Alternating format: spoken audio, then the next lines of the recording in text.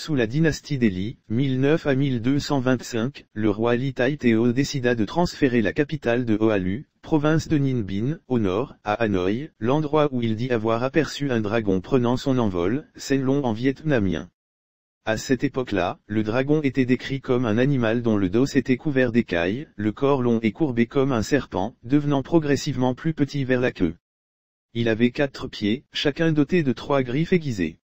Il portait fièrement la tête haute, ouvrait largement la gueule, jouant avec une pierre précieuse, et son nez crachait du feu.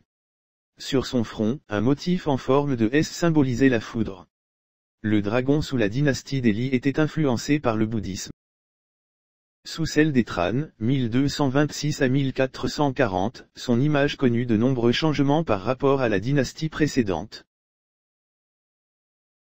Pour les dragons de la dynastie des Lechungung, 1533 à 1789, il n'y eut pas de grands changements. Cependant, l'image du dragon devint plus populaire avec des motifs. Sous la dynastie des Guéhen, 1802 à 1945, le dragon portait l'image de la souveraineté majestueuse. Il était décrit dans différentes postures, le dragon se cachant derrière des nuages, 2 dragons se tournant vers le soleil, vers un chrysanthème, ou encore vers la lettre, la longévité. La tête du dragon était large, possédant les cornes d'un cerf, un museau de lion, des grandes canines, et des écailles régulières. Les dragons représentant le roi possédaient 5 griffes, tandis que les autres, représentant les mandarins et les nobles, en avaient 4 ou 3. À la fin de la dynastie des Guéhen, il n'y eut plus de division entre les couches sociales dans la représentation du dragon. Ainsi, celui-ci était représenté sous de multiples postures, le dragon au sein des nuages, les dragons rassemblés, ceux aux 3 ou 5 griffes, etc.